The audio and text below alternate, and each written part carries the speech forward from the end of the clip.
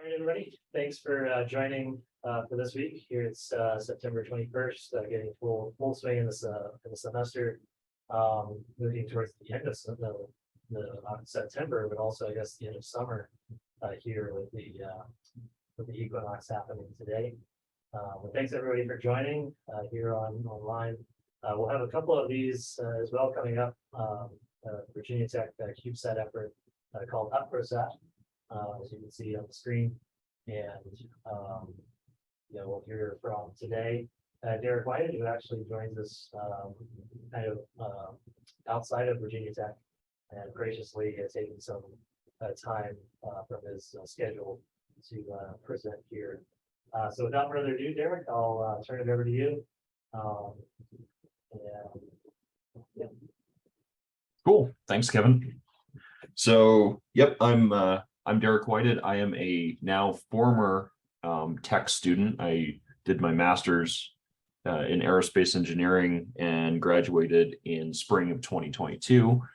Now I am a systems engineer at Lockheed Martin out in Denver, Colorado, doing basically what I already did for Ut ProSat. So as a quick introduction to what the goal and the mission set behind Ut ProSat-1 is, we are a deployable or a satellite focusing on testing deployable structures. And these deployable structures are very useful for packing a large area item into a small package. So that could be an antenna, a solar sail, things like that. NASA especially is interested in applications of these deployable, flexible structures to deep space and human exploration. And they have a lot of missions coming up using the technology in a miniaturized fashion like we are. So being able to provide test data and some evaluation data back to NASA is the overall focus of this mission. Ut ProSat-1 does have some heritage in a previous mission called ThickSat. ThickSat used a ThinSat satellite architecture to build on a deployer. So the ThinSat architecture is a sixth of a U, and then we mounted an additional 1U payload module onto that sixth U slice for a short duration, low complexity test. So this flight was to deploy a flexible boom, take a picture of it, record how much of it was deployed, and then return that data back to Earth. And the mission would only last approximately a week at most before the satellite ran out of battery. So this was kind of the first foray into deployer design and integrating it into a small satellite. So this is really what the team has been leaning on in terms of experience for deployer development and electronics development. The boom itself is a carbon fiber reinforced polymer boom that's dual layered, and the layers pop apart when it's released. This isn't the design that we actually went with for Ut ProSat-1, but it's a good starting point for understanding how a boom behaves when it's rolled up and what happens when it gets unrolled. In addition to designing around this boom, a lot of the previous work went into developing a payload circuit card assembly and all of the electronics behind deploying the boom and then collecting the data. So there was some pretty extensive prototyping done for both the CCA and the deployer for ThickSat. And that's really bled into how we approach prototype design for Ut ProSat-1. In addition, this was also a really good lesson in project management and how to do things right and wrong with student groups and space missions. So there will be more on that later in the presentation. Because thicksat had an deployment failure before we could actually turn the satellite on. So it was released into space from the launch vehicle with a dead battery. We weren't able to actually complete the mission, but that was a really good catalyst and a good starting point for building on for a more complex mission with a more complex aim. So some of the program context here is that following that failure, we had a 3U slot open up on NG-18, which is Northrop Grumman resupply mission. That upcoming flight opportunity was pretty short in terms of time. So we had a limited window to take up that mission and start working on it. So we decided to fly an improved deployer system with some enhanced capabilities, and our partners at NASA Langley provided an updated boom design as well to better evaluate, future designs for boom deployment. The nice part about this flight opportunity is that it's a 3U slot instead of a 1U rideshare mission slot. So we have much higher volume, power, and downlink budgets as a result of that. So we could be a little bit more exotic and a little bit more daring with what we wanted to approach. So the mission objectives for Ut ProSat-1. First of all, these are high level, so they're not very specific, but they can be flowed down into more technical requirements, and I'll demonstrate that later on. One, leveraging our past experience to fly a successful mission. So this is kind of the mission assurance requirement up at the top of the mission. Two, demonstrating the effectiveness of our avionics core architecture. So this is all of the infrastructure of the satellite that does not deploy the boom or collect data on it. So this is going to be your radios, your power system, flight computer, attitude control if we have any, the chassis itself, things like that. So things that make the satellite a functional satellite, regardless of how the science mission goes. Getting this correct, and again, that mission assurance aspect coming in, this was by far the most important part, because if we can still talk to the satellite, we can troubleshoot the science mission as long as we can still get contact, have the satellite still powered on, and being able to play around with it while it's in flight. Three, meeting all of the science objectives from VT thicksat at a minimum. So that's going to be deploying the boom, taking a picture of the boom, recording how much of the boom got deployed, and then returning all that data back to Earth. Meeting all of those science objectives would, at the very least, bring about the completion of that mission, even if it's on a different platform, and give us something to build off of.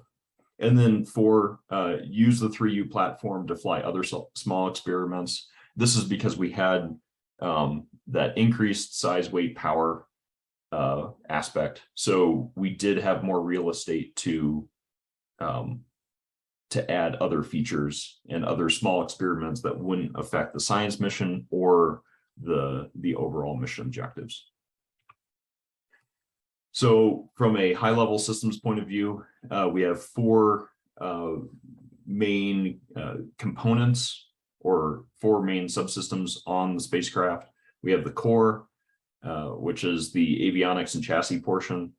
So this is where that mission assurance aspect comes in. This helps you establish communication, determine how much power you're generating from the solar cells, how much power you're consuming. This also helps you find the orbit and location of the satellite over time, and then provides kind of a roadmap for commissioning the satellite from initial deployment from the launch vehicle up to conducting science mission operations. All of the other subsystems on the spacecraft are related to science missions. So the orange field is going to be the structure deployer. So that's deploying the boom, collecting data on it. The green field is the S-band radio. This was going to be a secondary radio for proving out the S-band ground systems infrastructure at VT. And then the gray field is the memory exposure experiment, which carries on board a stick of solid state memory that runs a bit error rate program to determine how many bit flips that memory sees. The minimum viable mission is down to number 2 in the structure deployer. So this requires us to commission the satellite fully using the core and return a low resolution image from a deployed boom. This gets us to that third requirement for mission objectives, which is meeting the all of the VT thicksat original mission objectives at a minimum. So keeping in mind that this is the minimum viable product that we want to have, we can then like get into mission planning, get into a little bit more of the concept of operations and things like that for mission design. So for mission planning, while we weren't restricted on size, weight, or power, access time and mission life were by far the most disruptive to mission planning. The NG launches put CubeSat ride shares in a very low orbit, something around 300 to 400 kilometers. So the decay rate of the orbit is pretty fast and pretty unpredictable, depending upon solar conditions, atmospheric conditions, and then even which direction it is deployed out of the launch vehicle. So simulating the mission lifetime and trying to nail down what the exact mission life was going to be was a big part of this. And that mission life really plays into less power usage and more how much data can we get down to the ground. Because a shorter mission life, obviously you're going to have fewer passes over the ground station. So you'll have fewer opportunities to downlink the important data. So determining what the lower bound of that mission life is going to be, and then determining what the data budget, worst case data budget was going to be as well, was a really important part of mission planning. The worst case simulation put the mission life at about 2 weeks at a maximum and down to 5 days at a minimum. And this is only going to get worse with how active the solar cycle is looking at this point. So trying to optimize which data you want first and setting a priority list is going to be the most important for being adaptable to the situation from here on out. So taking the mission planning, the high-level requirements, and the initial concept of operations, you can then move on into system analysis. And that's for us mainly developing a power model that's going to be useful, that can best model how much we're going to consume when deploying the boom, how much we're going to generate, things like that. Using that power analysis, then you can start planning out individual step-by-step operations. So instead of, in the concept of operations, having a deploy the boom segment, you can then break that down into sending the command up to the satellite, having the flight computer interpret the command, having the flight computer forward that command onto the payload module, and just further subdividing those tasks into something that can be better tracked. So this was a pretty core component to our approach for system design and system analysis. And that's just basically understanding all of these state transitions during mission operations. So having a full concept of operations, having a good power model, and then finally having a good understanding of the second by second plan for how to carry out the science mission. And from there, you can better guarantee that you're going to be under budget on power, under budget on data, and have enough time to troubleshoot any issues that come up. And this plays a big role when you get into software design and all of the commands and everything for mission simulation and mission planning. So taking the state transitions and the decomposed requirements, you can then start selecting components. And this is something that requires a little bit more patience than I think a lot of students have time for. But mostly the bottom line here is not to rush into component selection and component design without having some sort of mission planning detail ahead of it.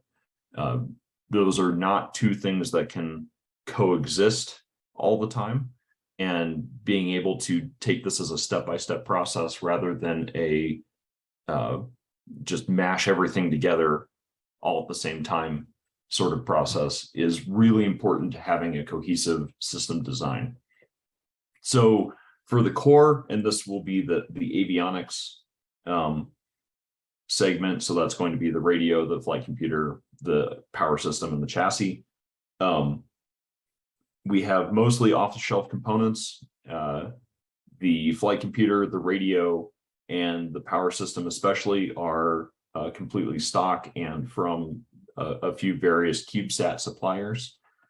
The other two, the chassis and the payload control module, are in-house designed and built. So the chassis is the entire mechanical body of the spacecraft, including all of the internal structures, as well as any of the mounting surfaces and ports, plugs, things like that, that connect to things external to the spacecraft.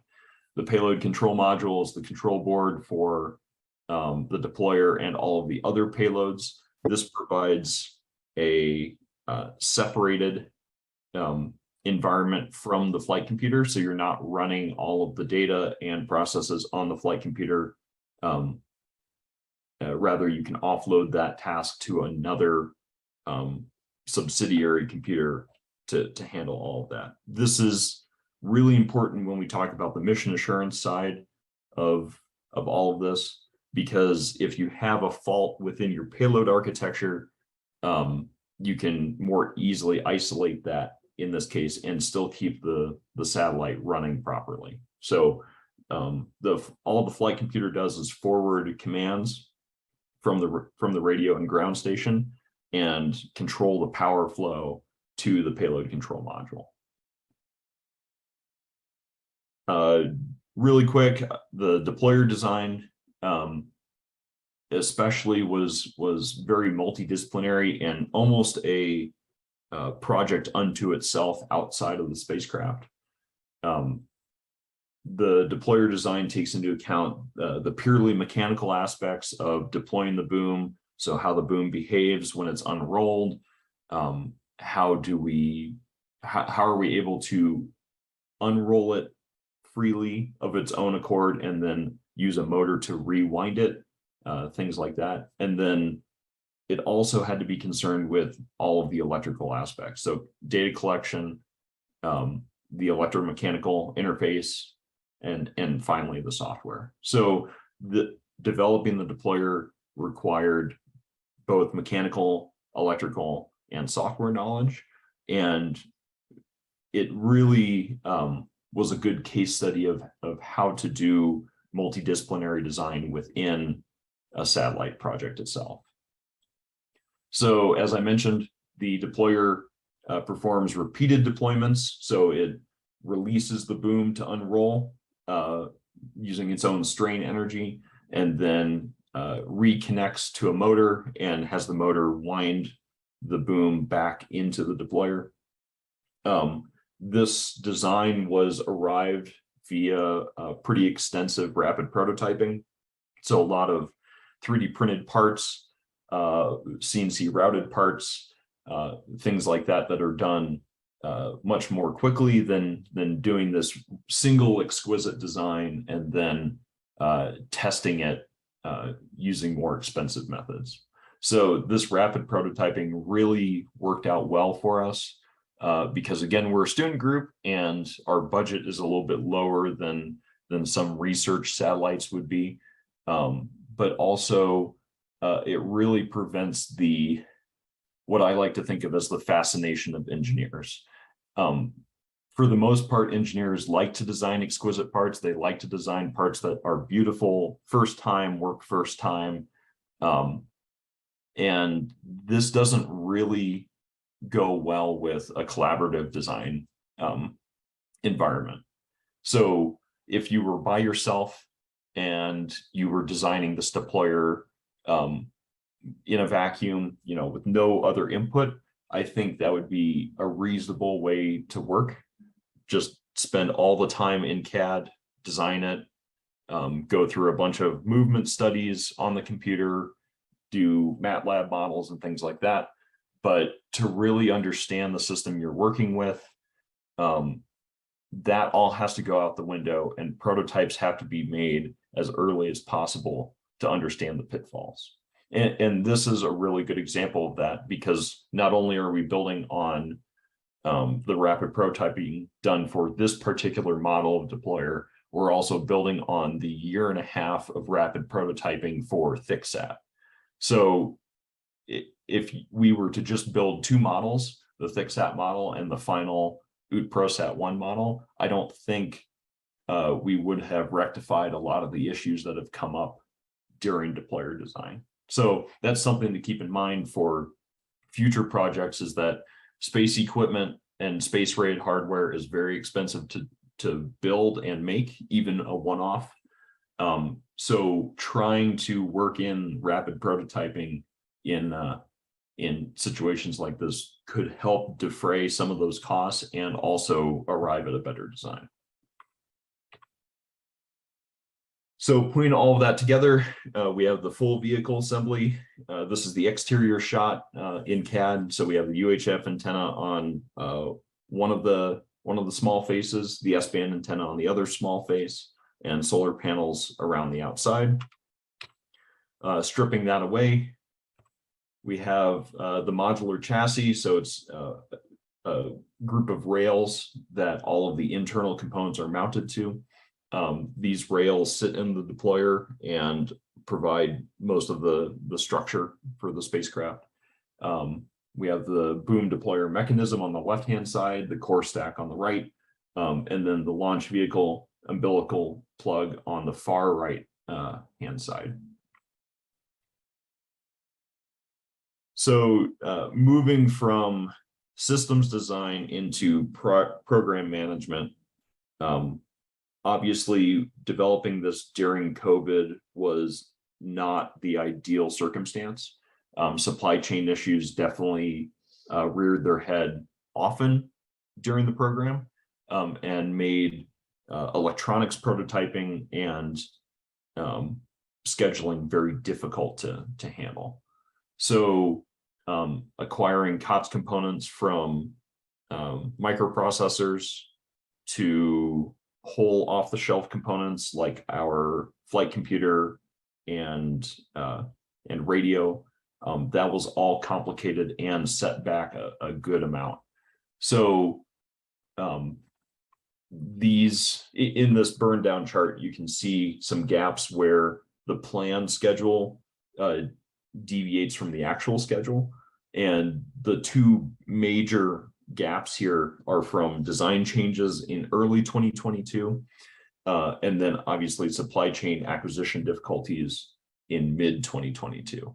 And the supply chain issues specifically were pretty slow moving compared to the rest of the schedule. So looking back in March and February, these supply chain issues were very clear even then.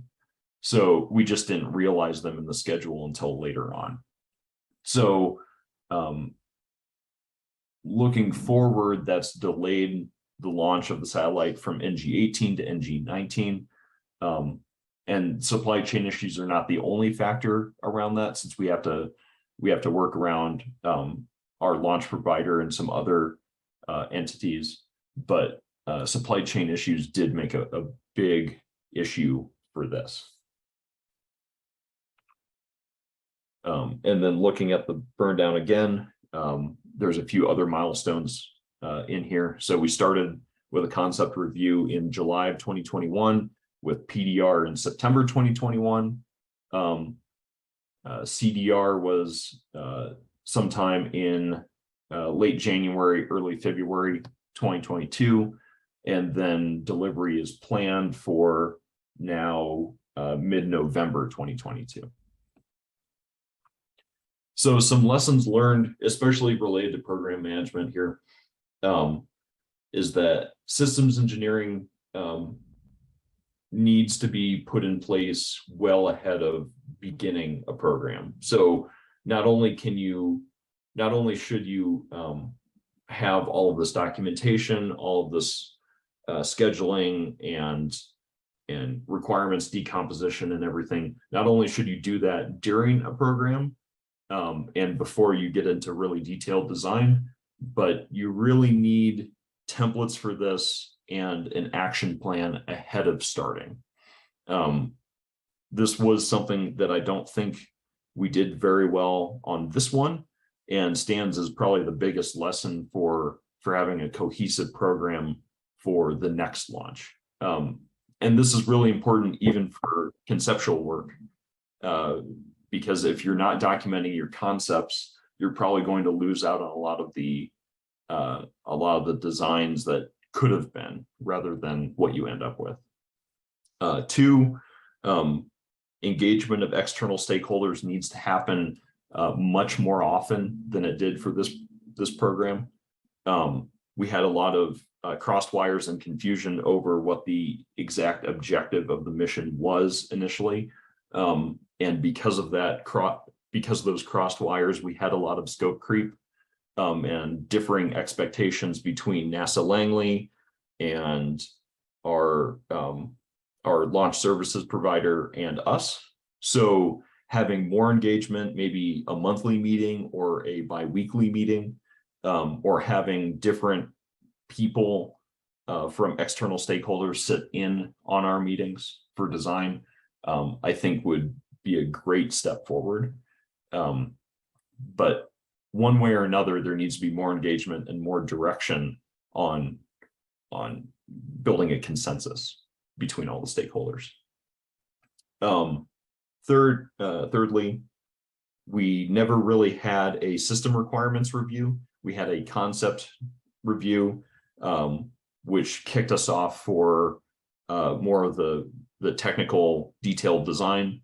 And that was great. We got a lot of good feedback from that, but we never had a system requirements review to kick off the decomposition of vehicle requirements. And not having that, I think, set the wrong tone for the program, and really put us onto a design first, ask questions later sort of philosophy.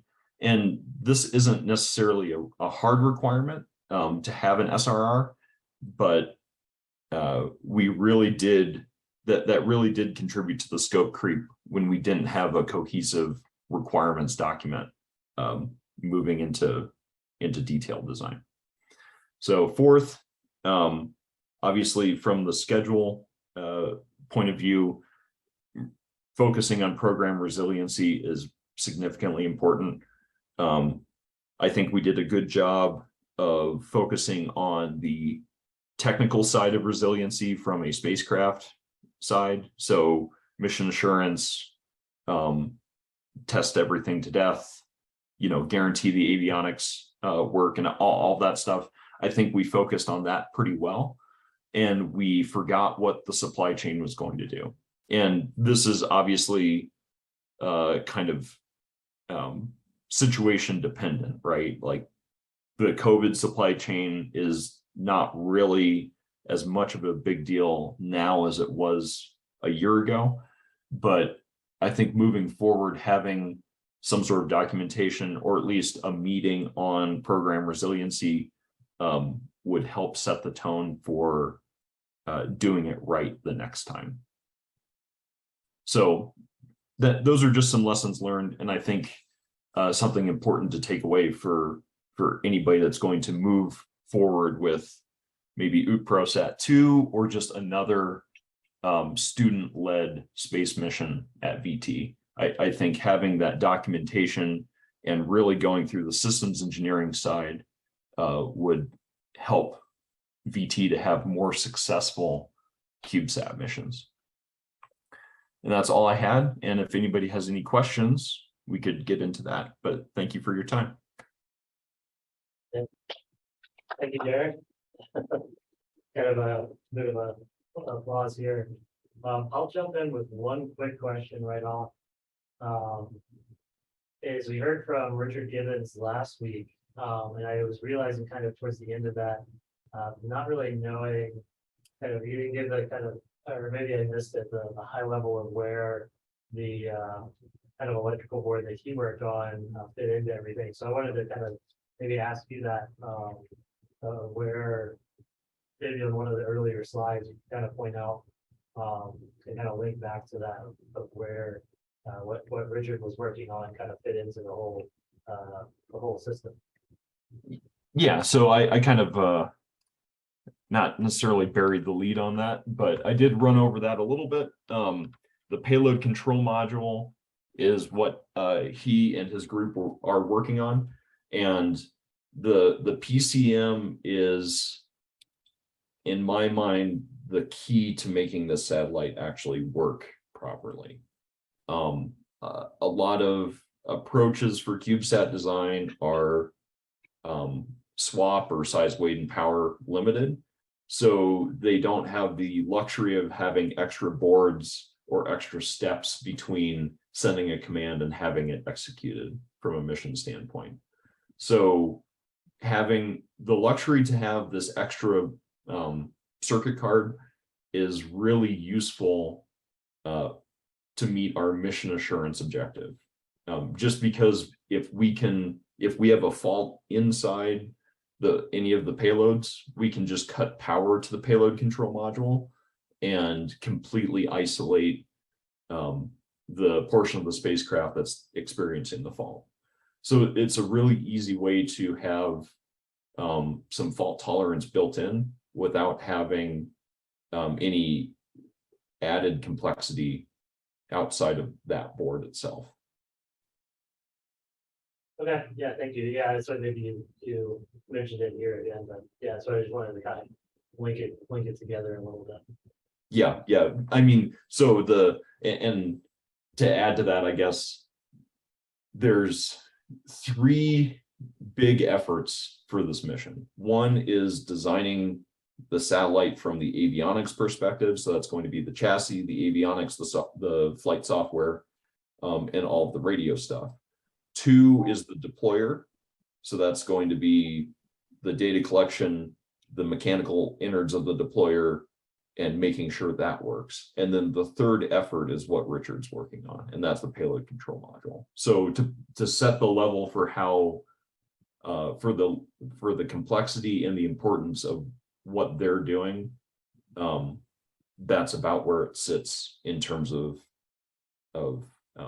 usefulness and importance to guaranteeing the mission. Yeah, thank you. Any other questions from here in the room or online?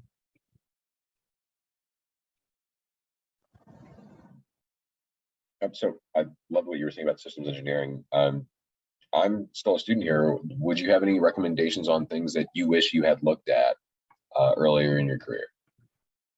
Any book on systems engineering, literally any book. So most of the terminology, and this is kind of funny, most of the terminology and perspective that I'm giving right now comes from the last 6 months working at Lockheed and not from any of my time at VT.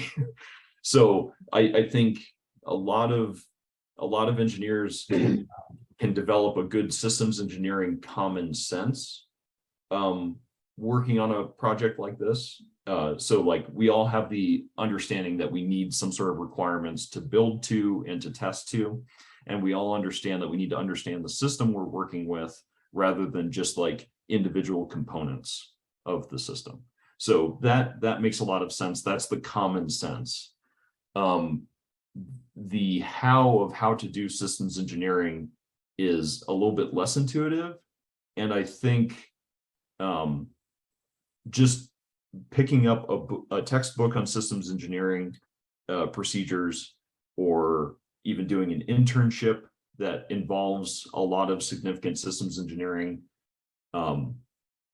doing something hands-on like that is going to be the most important aspect to learning systems engineering while you're a student.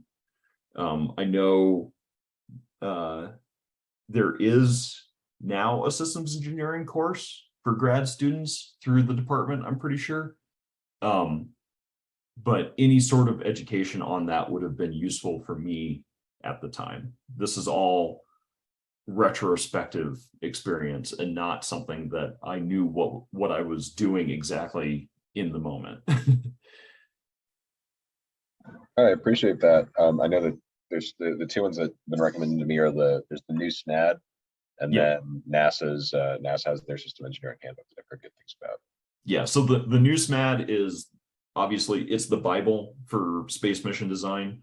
If you want to understand what systems engineers do besides doing requirements, which to be honest is kind of the boring part of systems engineering, if you want to know what systems engineers do other than requirements derivation, the new SMAD is definitely the book to read for that. So that's an excellent starting point, and it should give you a really good understanding of how, not saying academia isn't the real world, but how the real world does systems engineering, because it's a lot more rote and procedural than what a lot of academic teams and even researchers do. I definitely can see where you're coming from. Thank you.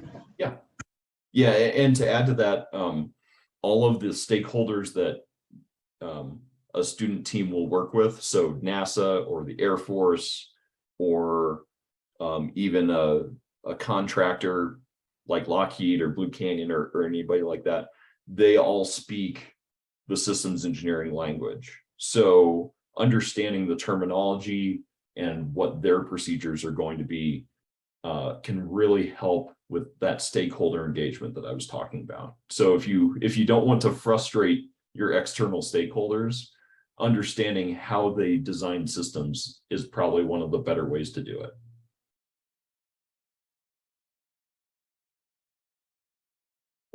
Cool. Yeah, thank you for that perspective. Any other questions for Derick here?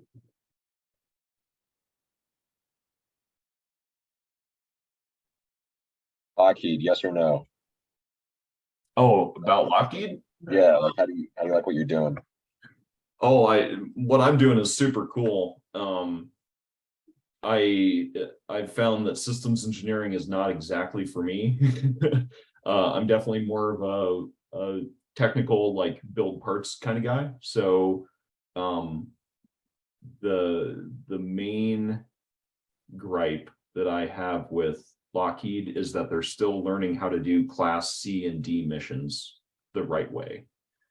And I guess to explain that, typically NASA and a lot of the industry splits missions up into classes of attention to risk. So class A missions are like your Landsat, your GOES, your, big flagship, can't fail, has to work type missions that get billions spent on them. Those are class A missions.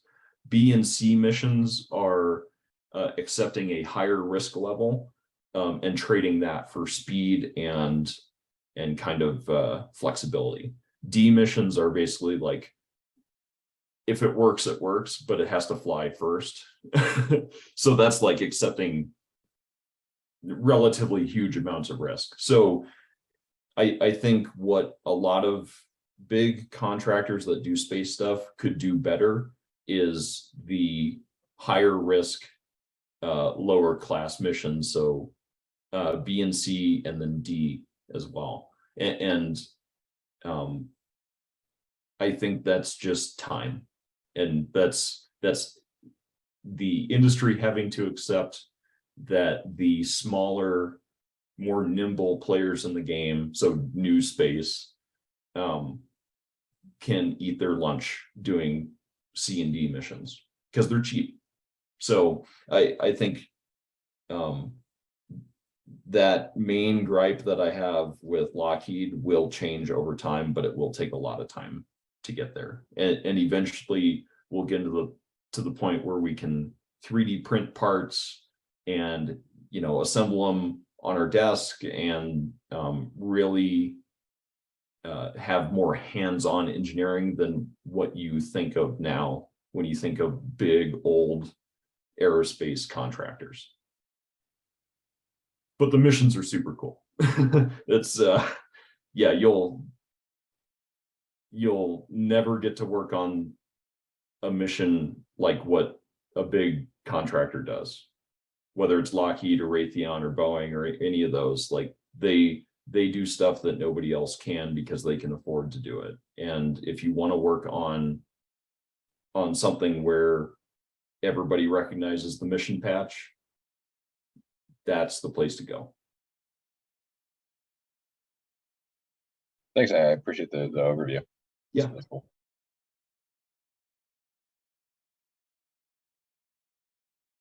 Any other questions here for Derick or here? Yeah, I think this has been a great overview. Maybe give it one last awkward silence for anybody to reach their Zoom.